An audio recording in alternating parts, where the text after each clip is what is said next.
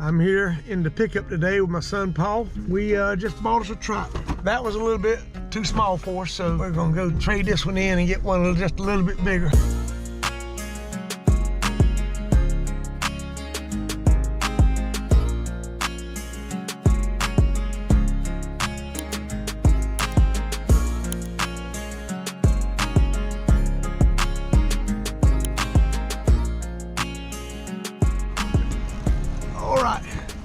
So here we are. It's a little bit bigger than the one I just showed you in the box.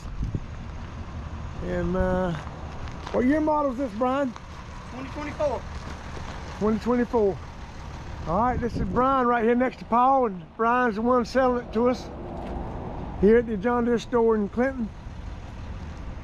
And this one just come in off the truck this week.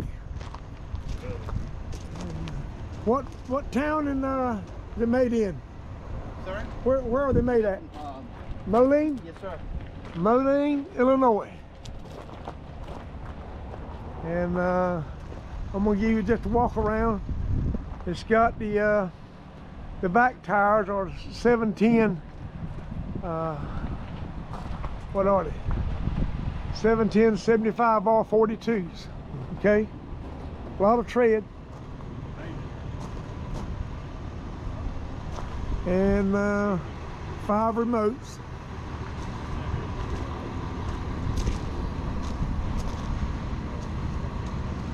A lot of weight on it.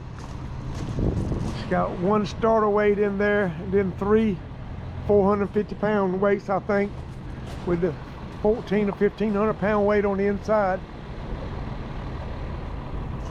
And Paul's gonna get on it and bring it to the house, and we'll be showing you some videos of it coming home and one thing or another. So we'll let him get in it and get started, and we'll get back with you. New toy going to the house. What we've got to use for it. But to start with, we're going to hook up to the grain cart. So we'll get it back to the house and get it hooked to the grain cart. Our plans are to start picking corn maybe this afternoon or tomorrow.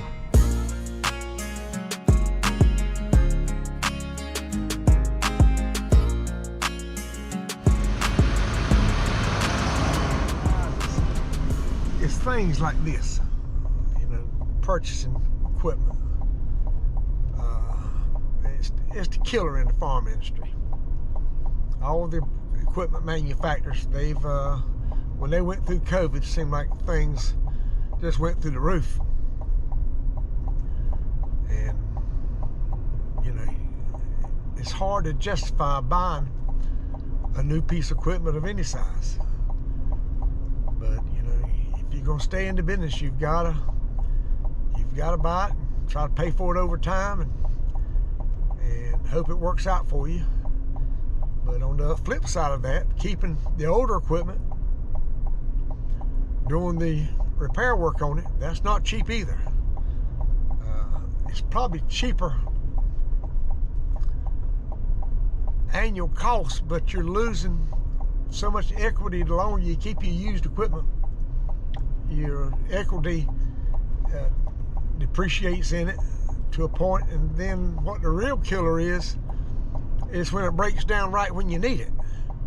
Now, when it comes time to planting and harvesting, I mean, it's got to go.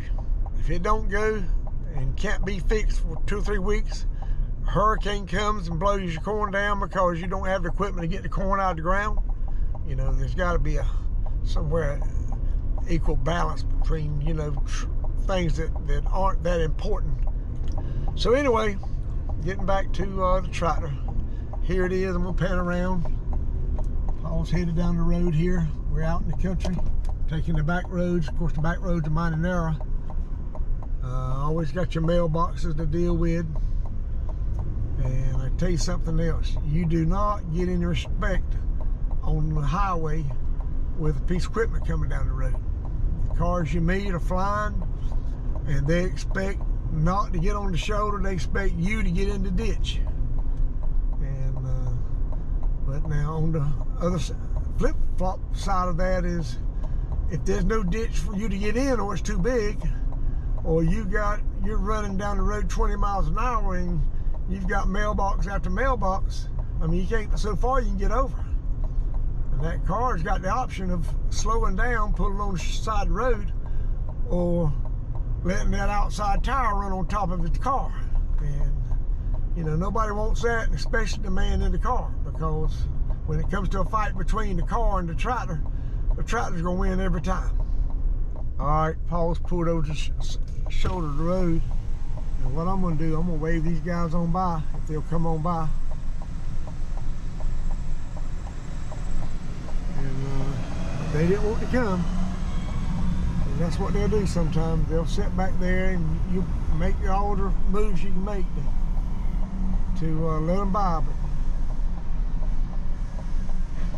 they won't take advantage of what we need them to take advantage of. So they'll sit back there in the back, behind me back there. So after you try to let them by one time and they don't go, you wait and get another spot and you try to let them by. So you had to get up real quick there because the mailbox is holding them off the shoulder of the road.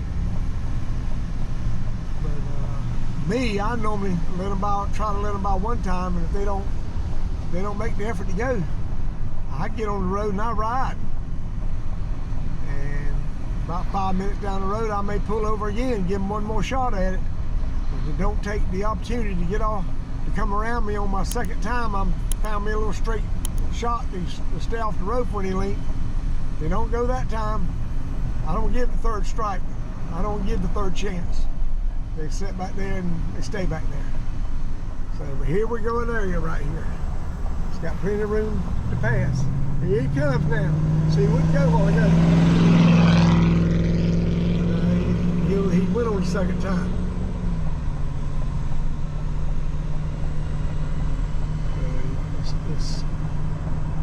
It can be kind of stressful moving down the highway. Now you're talking about just a tractor. That's easy to move. You wait till you get a big old piece of implement behind you that sticks out the side of the tractor. I think you can actually be in North Carolina 25 foot wide. So that tractor right there is, I'm gonna just guess it's 14 foot wide.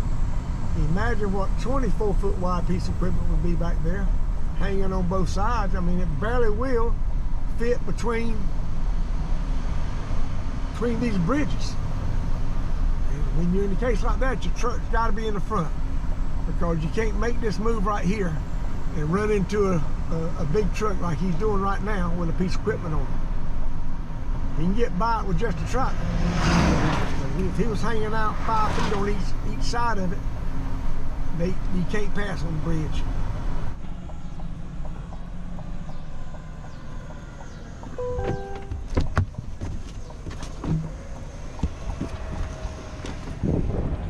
All right, this girl's had an accident. I gotta go 911. I don't know. Are you hurt? I'm not. Can you go and get him? Huh? Oh my God. Are you hurt? No. Is he okay? Yeah, he's Oh my God. he's okay. He got out of the truck. Oh He got out of the truck. my God. He called 911. Oh my God. Is he okay? Is he okay? He's okay. Oh my God. All lanes blocked or just? No, we got one lane open. Got one lane open right here at the intersection. They're coming by. Okay. The lady that's in the Lady in the small car, I'm right here beside of her. She's mentally shook up. I don't know about physically, but she says she's physically fine. But her car is blocking the northbound lane, and the southbound lane is open. I'm looking at the interstate. I'm only about half a 3/4 mile from the interstate. The interstate that crosses 117.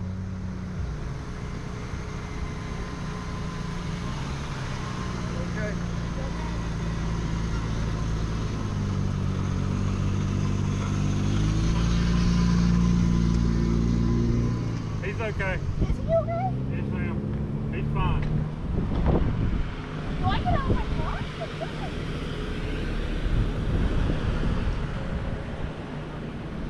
All right. Whew. She pulled out in front of you, didn't she? Yes, sir. Yeah.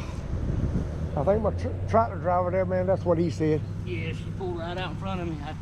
I locked them up and it was too late. She come all the way out. Yep. Hell of a thing, wasn't it? All right. Oh, it just all pulling up.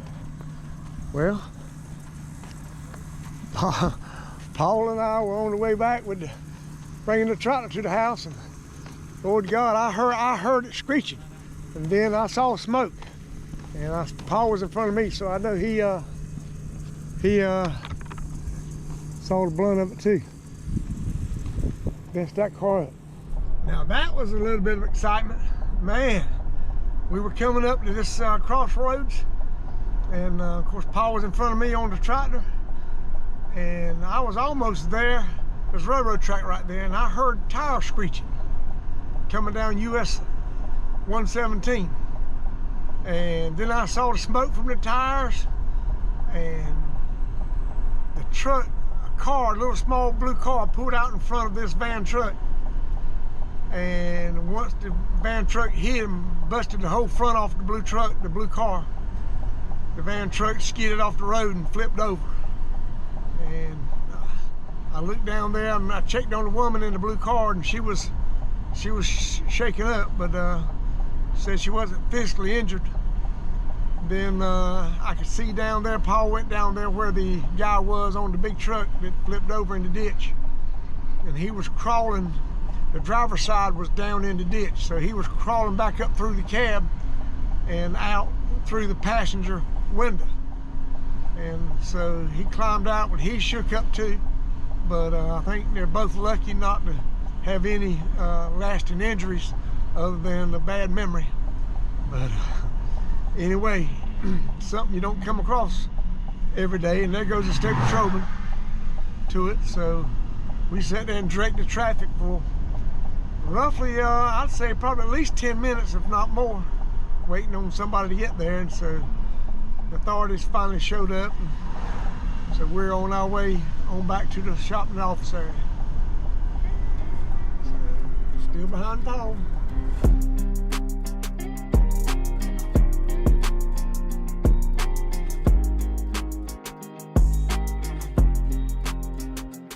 Well, we made it home. So there it is, sitting in our shop. 8R 410. And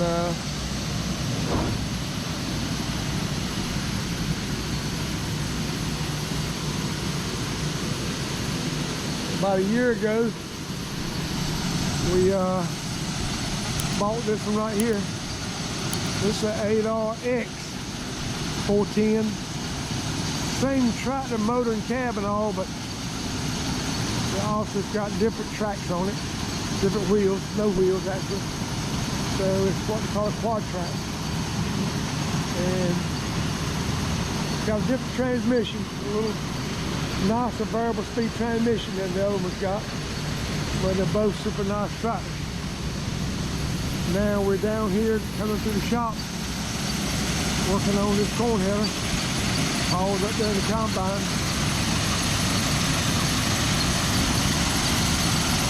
Russell Hayden greasing the chain.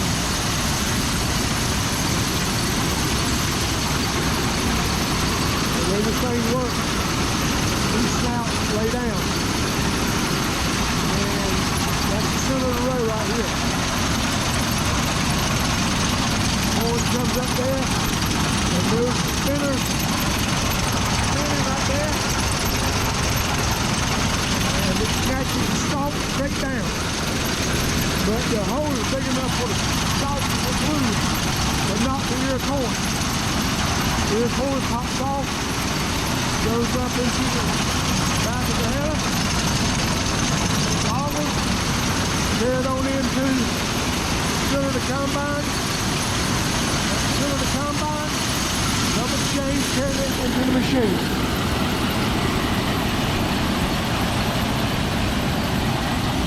12 loads.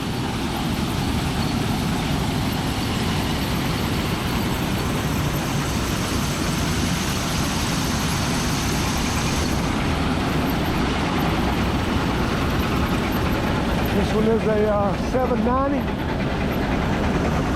and we've got another one, 680. Very similar machine. One's about probably 10 years older than this one. But they don't look a whole lot different. This is fans running right here. And when your chaff comes out, which would be like the ground up stalk, if there's any shucks, they come out the back, get shredded, and those beaters spread it out across the ground.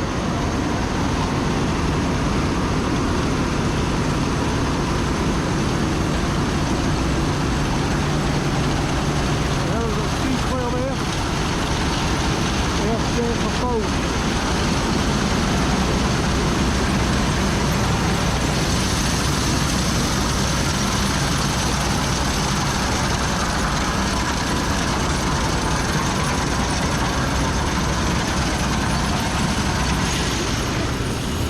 Guys, going in it right here. Didn't mean to get too involved with the combine. It was sitting here. I just want to show it to you. All right, we've got it here, hooked up to the grain cart, and I'm going to give you a walk around a little bit closer. Look at it. 22 weights on the front. Suspension system here in front of these tractors. Make it ride pretty good. They've had that out for a while, but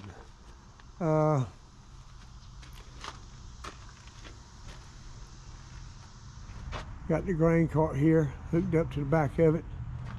Hydraulic hoses, electrical lines. I mean, there's just a nest of stuff you have to hook up to operate this thing.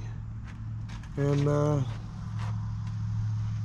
this grain cart here, we're hoping it pulls it now. We've been pulling this with an articulating tractor, a tractor bigger than that one, a little more horsepower, but we're trying to change up the way we're doing things here, so we needed a smaller tractor or a different style tractor than what we had. So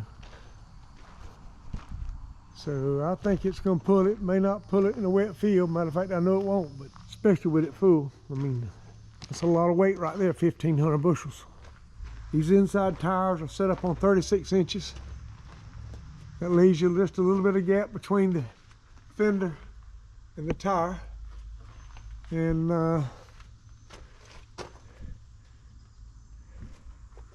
the outside tires are set up on 36 inches as well. Now the front setup is at 36 inches on the inside tire, 30 inches to the outside tire. I just didn't want the outside tire to be so far out. Wasn't necessary, so we didn't go that route. All right, we'll step up inside of it a minute. So I don't know a whole lot about this. I'm just going to show it to you because I can't explain it to you, but the screen up there does something. Screen there in the corner, that's probably diagnostics on the tractor itself. And this screen over here is probably multi-function screen that does a lot of different things. New to these newer tractors, you got the foot pegs right here. Paul really likes that. He takes his shoes off and he lays back all like he's, you know, just laying back at the beach, you know. But I don't drive a tractor that way, but these millennial farmers, they do. We got our radio in here. We didn't get a finished job on it, but we do have got a private radio in here. And this right here is a joystick for the operates the grain cart. And pretty much it. I don't know what this is here. We'll if we can find out. Okay, it's a little place to put the manual. Paperwork, notebook, whatever. And let's see what's right here. All right, that's actually a refrigerator. Huh, go figure. That'll work about as long as Pat stayed in the Army. And Pat didn't even go, so there you go. Seat right here. Does that come up? Yep. Get it up out of your way if nobody's riding with you. A little better access in and out the door. And but all in all, super nice tractor. Great mirrors right there. They're remote control mirrors. That one's set further back, away from the cabs, to make room for the door here. This one back this way a little bit.